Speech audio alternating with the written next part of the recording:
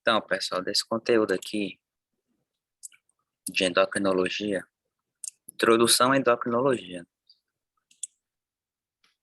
Vamos filtrar aqui as partes mais importantes para vocês nesse momento, né? E depois a gente vai tentar correlacionar com a bioquímica em si. Mas vamos lá. Sistema endócrino. O sistema endócrino, primeiramente, né, a gente tem que entender que ele é formado por glândulas, né? Glândulas endócrinas. E o nosso corpo, ele é constituído por várias glândulas, espalhadas por todos os locais. Quais são, como é que é essa questão aqui das glândulas, né? Então, se a gente fosse dar exemplos, a gente tem quem? Tá vendo aqui essa bolinha? Tem uma bolinha e um caulezinho, assim, como se estivesse segurando a bolinha. Essa daqui nada mais é do que a hipófise. A internet tá travando não, né? Não tô ouvindo?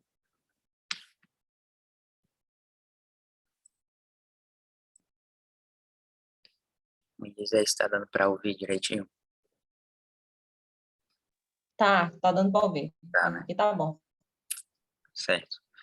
Então, assim, de exemplos de glândulas que a gente tem no nosso corpo. Vamos lá. A gente tem duas que são o centro de controle do nosso sistema endócrino, propriamente dito, e nós temos as glândulas periféricas. O centro de controle, a gente chama, é a união de duas estruturas, que a gente fala que é o hipotálamo e a hipófise. Antigamente, se pensava que a hipófise era a única responsável ali, era o único centro de comandos, né? Era como se fosse era chamada de glândula-mãe. Mas depois se descobriu que não é bem assim, né?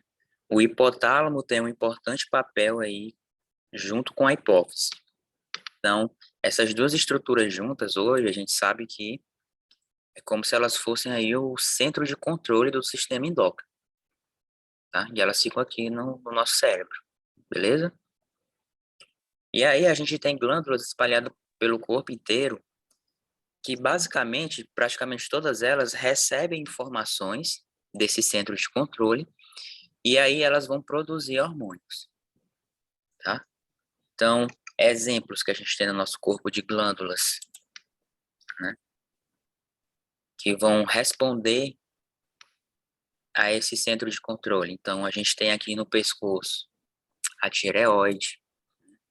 Quem nunca ouviu falar numa pessoa que tem problema de tireoide, né? Às vezes a pessoa tem hipotireoidismo ou hipertireoidismo, né? Tá envolvida aí com várias doenças no nosso dia a dia. Então aqui, ó, tireoide, glândulazinha do pescoço.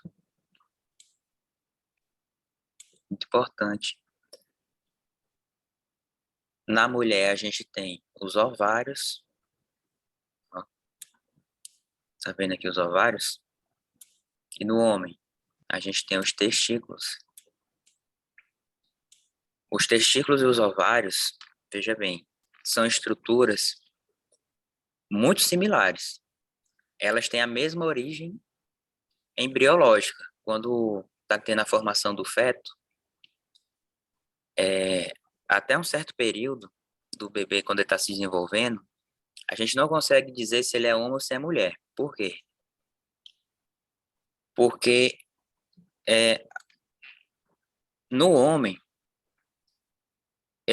o bebezinho lá, né, o embrião, quando ele começa a se desenvolver, é como se ele tivesse ovários, né? É como se tivesse ovários. Os testículos estão dentro da parede abdominal. Só que ainda não é testículo, é só uma glândula. E aí, com o passar do tempo, com a ação da testosterona, esses ovários, né, vamos dizer assim, entre aspas, eles descem o saco escrotal. Então, inclusive tem alguns fetos que nascem que por algum problema hormonal, né, esses testículos não descem, permanecem na cavidade abdominal. Aí é como se a pessoa fosse uma mulher. Ele nasce sem características sexuais masculinas. Bem legal, né? Bem interessante. É. E Então, é o tireoide que é responsável, né? Para hã? produzir. A tireoide que é responsável para produzir esses hormônios que você falou? Não, a tireoide, ela produz o hormônio e esse hormônio é que vai do testículo e para o ovário, né? Não, não, não. Esses próprios hormônios que são produzidos pelas próprias glândulas aqui, das gônadas, né? Masculina e feminina, tá? Da tireoide são Uhum. outros. Da tireoide a gente vai ver principalmente o T3 e o T4. São dois hormônios responsáveis pelo metabolismo no corpo inteiro. Pessoas que engordam muito fácil, geralmente quem tem hipotireoidismo, né, que é uma baixa produção desses hormônios, T3 e T4, engordam muito fácil, tem um metabolismo muito lento, geralmente tende a ter depressão, vários problemas. Aí a questão aqui das gônadas que eu estava falando, dos ovários e do testículo, já são outros, já são outras glândulas, né? Produzem outros hormônios. No caso do homem, vai produzir quem? Principalmente a testosterona. Testosterona. O áudio seu não está saltando a voz, não. Oi. É porque a internet deu uma bugadazinha aqui.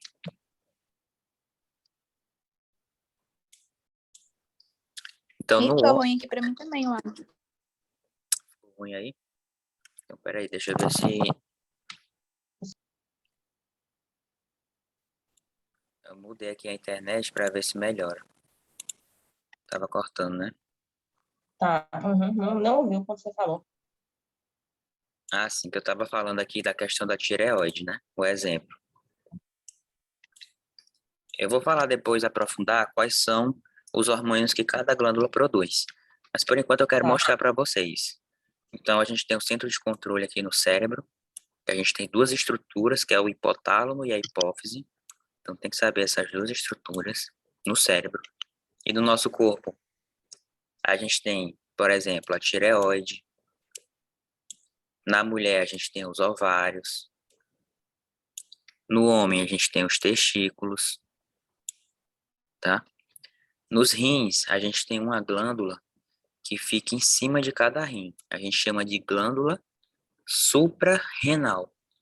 Por quê? Supra vem de cima, em cima, né? Acima. E renal de rins. Então, glândula suprarrenal. Você vê aqui o rim, se fosse desenhar aqui o rim, ó, a glândula ela fica assim pregada em cima do rim aqui, ó, como se fosse uma pirâmide, tá? A gente tem as glândulas suprarrenais, a gente tem o pâncreas, que é um órgão misto. Ele tanto tem uma função endócrina como exócrina. Vou falar para vocês, tá? Então esses são os principais exemplos. Deixa eu dar uma. E aí entra alguns conceitos importantes que a gente tem que saber dessa matéria. Por exemplo, alguns de vocês já viram no ensino médio, né? Esse assunto. O áudio agora tá melhor, gente. A internet está dando para ouvir direito, né? Tá. Uhum. Então a gente tem alguns conceitos importantes. Por exemplo, as glândulas no nosso corpo, elas são de dois tipos. Elas podem ser endócrinas, elas podem ser exócrinas, ou no caso do pâncreas, ela é mista. Ela é os dois ao mesmo tempo. O que é uma glândula endócrina? Uma glândula endócrina é quando ela produz um hormônio e esse hormônio cai na corrente sanguínea, tá? Então, tudo que a glândula produz, ela vai direto para a corrente sanguínea. Corrente sanguínea. Vou botar aqui.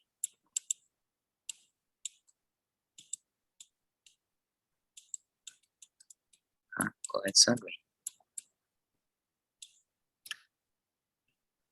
Em contrapartida, quando a gente vai falar, isso aqui, as glândulas endócrinas, né? Só voltando aqui rapidinho, é o nosso alvo aqui do estudo do sistema endócrino. São as glândulas endócrinas, tá? Agora, existem outros tipos de glândulas que não entra aqui no sistema endócrino, mas a saber são glândulas exócrinas, ou seja, o conteúdo delas é produzido para alguma parte do nosso corpo que não é a corrente sanguínea. É só lembrar, enquanto que a endócrina ela produz substâncias que vão para a corrente sanguínea, as glândulas exócrinas elas não produzem as suas produções, né? Elas não vão para a corrente sanguínea, elas vão para outras áreas do corpo, tá? Então, não corrente sanguínea, bota aqui, ó, não corrente sanguínea. Deixa eu te dar um exemplo de glândula exócrina. Por exemplo, as glândulas mamárias. A mulher lá teve neném, começou a dar de mamar, né? Aquele leite que sai, que é produzido pelas glândulas mamárias, ela está saindo para a corrente sanguínea ou não? O que vocês acham? Ah, não, porque ela não vai para a corrente sanguínea. Exatamente. Então, a glândula mamária está produzindo leite ali para fora, né? Para a pele, o Uhum. meio externo. Então, não é por sangue. Então, ali é um exemplo de glândula exócrina. Outro exemplo, uma glândula sudorípara, a glândula que produz suor. Quando você está suando, o suor está saindo para dentro do sangue ou para fora? Para uma Para outra fora. parte do seu corpo? Para fora, aqui na sua pele, né?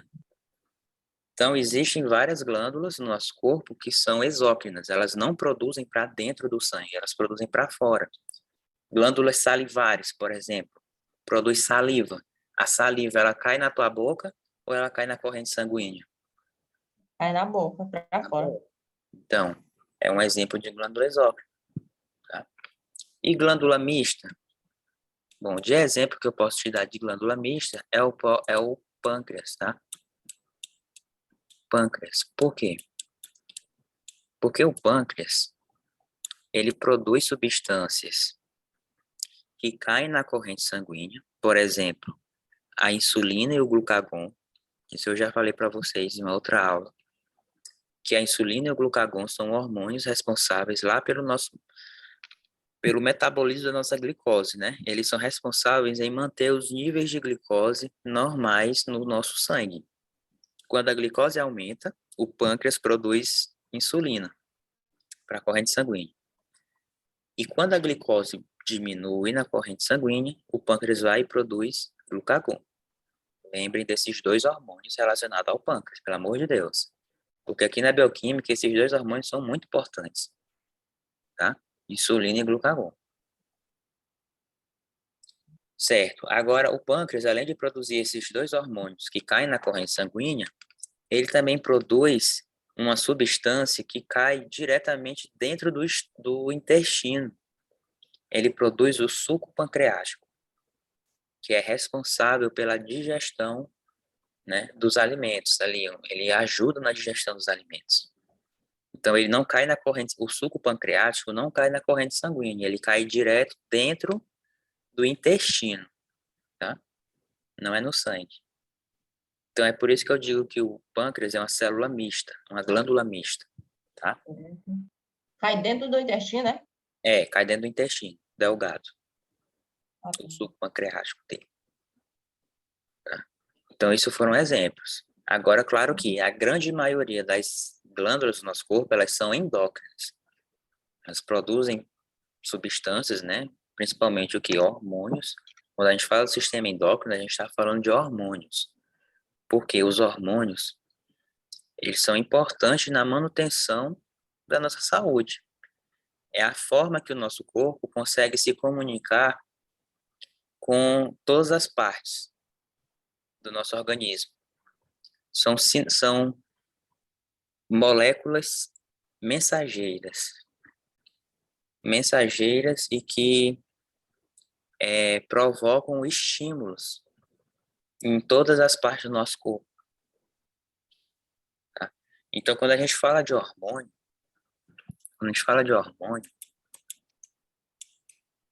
a gente está falando de sinalização celular, tá? Sinalização celular. Então, assim, imagina que tu tem uma célula no teu pé, e ela quer se comunicar com uma célula que está lá na tua cabeça. Então, ela vai ter que produzir alguma substância que vai cair na corrente sanguínea, vai viajar a corrente sanguínea até chegar lá na célula que está na tua cabeça e poder dizer o recado que ela quer dar. Isso a gente chama de sinalização celular. É simplesmente isso. E aí existem alguns conceitos de sinalização celular que a gente precisa conhecer. Como, por exemplo, esses 4 conceitos aqui, né? Autócrino, parácrina, sináptica e endócrina. O que quer dizer cada uma delas? É o seguinte. Vamos começar pela autócrina. Autócrina, quando eu falo que uma coisa é auto, quer dizer que ela é ela mesma. Por exemplo, auto é de ela mesma. É automático, uma coisa que é automática, autócrina. Autócrina quer dizer o quê? Que a célula produz uma substância, um hormônio, e esse hormônio ativa, provoca reações na própria célula. Ela se autoestimula. Autoestimula, né? Autoestimula.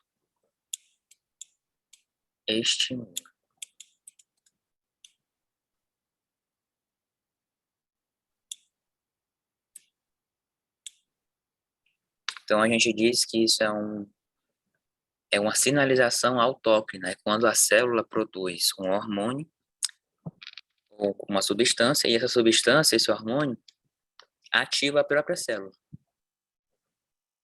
Entendeu? Ela mesma produz uma substância que ativa ela mesma. Eu digo que isso é autócrina, é auto, é dela mesma.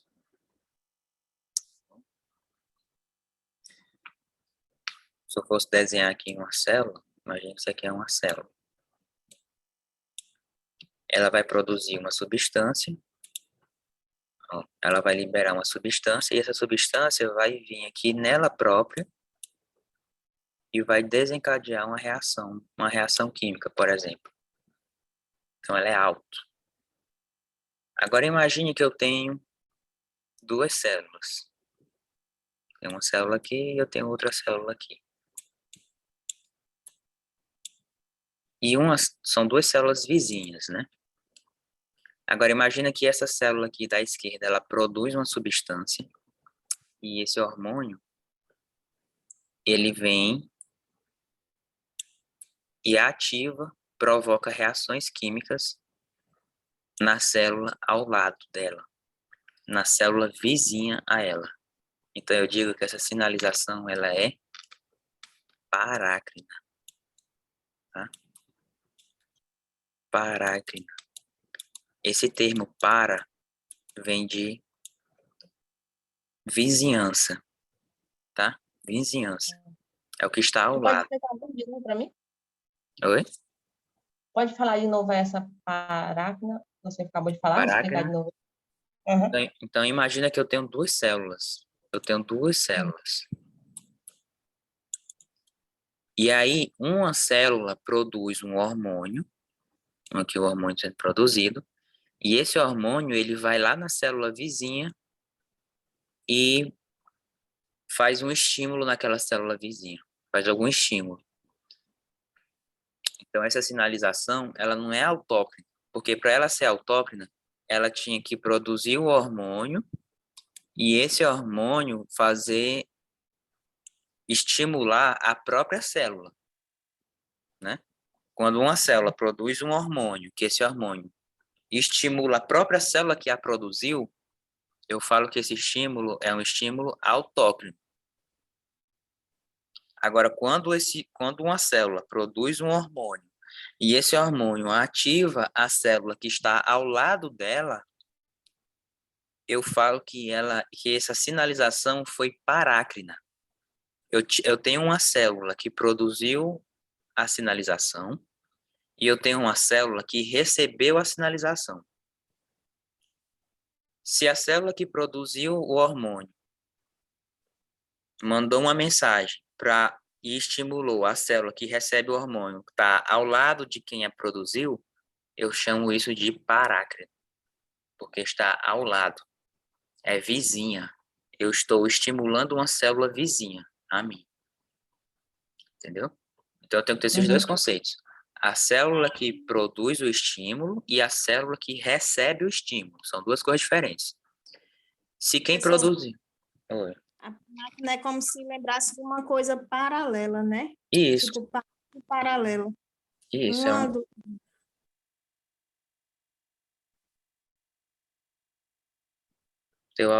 Teu áudio cortou. Ah, tá. Não, só estava concluindo aí que para lembrar de paráquina, é só lembrar de uma coisa paralela, que o senhor Sim, está falando aí, que é um vizinho do outro. Então, isso. eles fazem a autoestimulação. Autoestimulação não, a estimulação entre si, né? Entre Entre a uma e célula outra. vizinha. Isso. Parácrina. Essas células, elas são vizinhas. Então, primeiro você tem que ver assim. Quem é que está produzindo o estímulo e quem é que está recebendo o estímulo? Se quem produz o estímulo, ao mesmo tempo, recebe esse estímulo, então eu digo que é autógrafo, porque ela produz o estímulo e recebe ao mesmo tempo. Agora, se quem produz o estímulo e quem recebe o estímulo são duas células que estão uma ao lado da outra, ou seja, uma produz e vai lá e estimula a que está ao lado, ou paralela, como a colega falou, aí eu digo que é um estímulo parácrino, Então, uma produz e a outra recebe, é e a isso? outra recebe. Não pode acontecer das duas produzirem e receberem, não, né? É sináptica quando acontece isso? Não, não, não. A sináptica ela já vai acontecer lá no sistema nervoso, mas deixa eu falar logo da endócrina. A endócrina é muito parecida com a parácrina. Qual é a diferença? A diferença é que eu tenho também duas células. O que que tem de semelhante, né? Eu tenho duas células. Imagina que eu tenho uma célula aqui e eu tenho uma célula aqui. Eu tenho uma célula produzindo o estímulo e eu tenho uma célula recebendo o estímulo, igual na parácrina. Qual é que é a diferença, então? É a distância entre elas. A endócrina, elas estão distantes. Imagine uma célula que está lá no teu pé e uma célula que está na cabeça. Aí a célula do pé produz um hormônio, por exemplo. Isso aqui é só um exemplo grosseiro, tá? Não é qualquer célula que produz hormônio, mas eu estou só te dizendo. Então ele vai produzir um hormônio, esse hormônio vai cair na corrente sanguínea, vai chegar lá na cabeça, na célula da cabeça e vai vai estimular aquela célula. Então eu digo que essa sinalização foi do tipo endócrina, porque elas estão muito longe. Para ser parácrina, elas têm que ser uma vizinha da outra. A diferença básica é essa, é a distância entre as células. Uma produz um estímulo e a outra recebe o estímulo. Agora, qual distante elas estão entre si? Se elas forem vizinhas, eu digo que é parácrina. Se elas estiverem distantes, eu digo que é uma sinalização endócrina, certo? Certo. Que é a que, Ok. é, que é a que mais acontece. Show? E a sináptica? Bom, a sináptica ela acontece no sistema nervoso, no cérebro principalmente, né? Sistema nervoso como um todo. Aqui, marrom, ficou muito claro. Sistema nervoso.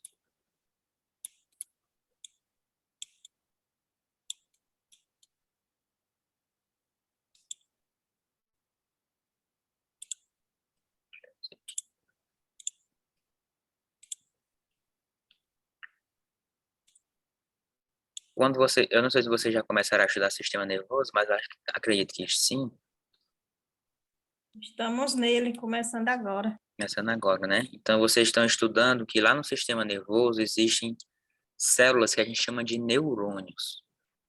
Então, você tem aqui um neurônio, imagine que isso aqui é um neurônio, e imagine que isso aqui é outro neurônio.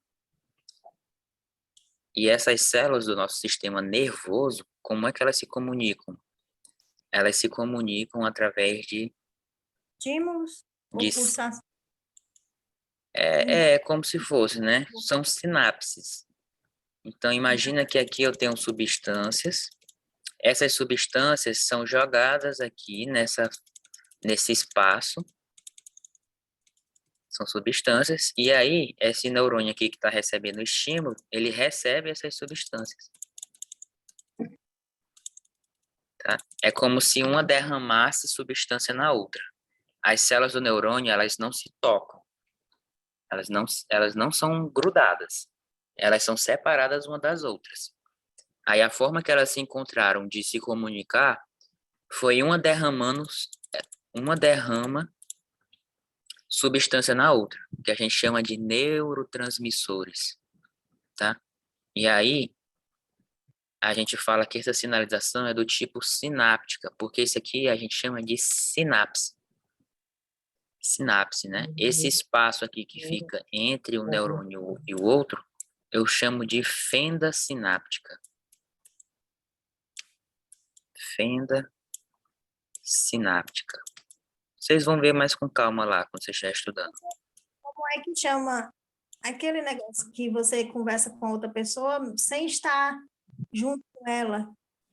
É tipo, é que eu esqueci o nome. Telefone sem fio?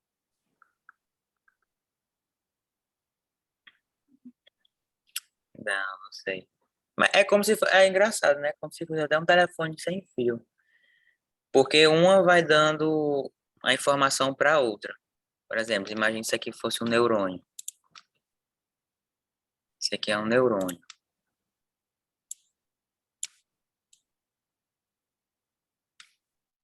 Parece um bombonzinho. Eu tenho aqui esse neurônio e eu tenho esse outro. E eu tenho aqui um outro neurônio aqui embaixo. Até como se fosse um telefone sem fio. Porque se esse neurônio aqui quiser conversar com esse que está aqui embaixo, ele primeiro tem que passar informação para o que está entre eles. Porque ele não pode jogar substâncias longe, assim, ó, longe o outro diretamente. Entendeu? Ele tem que passar primeiro para esse aqui, aí esse aqui vai passar para esse. É uma comunicação em sequência. Eles vão se estimulando um ao outro. Você não encontra um neurônio estimulando o neurônio lá na frente, não pode. Ele sempre vai fazer aqui, ó, com seu vizinho. Mas eu não chamo de parácrina, por quê? Porque na parácrina as células elas estão juntas aqui, ó, grudadinhas. E aqui os neurônios eles não se juntam, eles ficam separados por uma fenda que a gente chama de fenda sináptica. E aí um neurônio vai soltando neurotransmissores aqui para estimular o outro neurônio, tá? Então, basicamente são esses 4 conceitos. A sináptica eu só encontro no sistema nervoso. A parácrina e a endócrina são iguais, a diferença está na distância entre as células, enquanto que a parácrina, elas estão vizinhas, paralelas, né? A que estimula está vizinha à que é estimulada, e enquanto que a endócrina, elas estão distantes uma da outra. A que estimula está distante da que é estimulada. E a autócrina é quando a célula se auto-estimula. Ela produz o hormônio e o hormônio estimula a ela própria. Ela é autossuficiente, ela é autócrina. Como se fosse assim, tá? Pegaram esses 4 conceitos? Sim. Show de Sim. bola. Professor, Oi. meu áudio falhou aqui, eu tive que sair e entrar de novo. Eu perdi a parte da sináptica.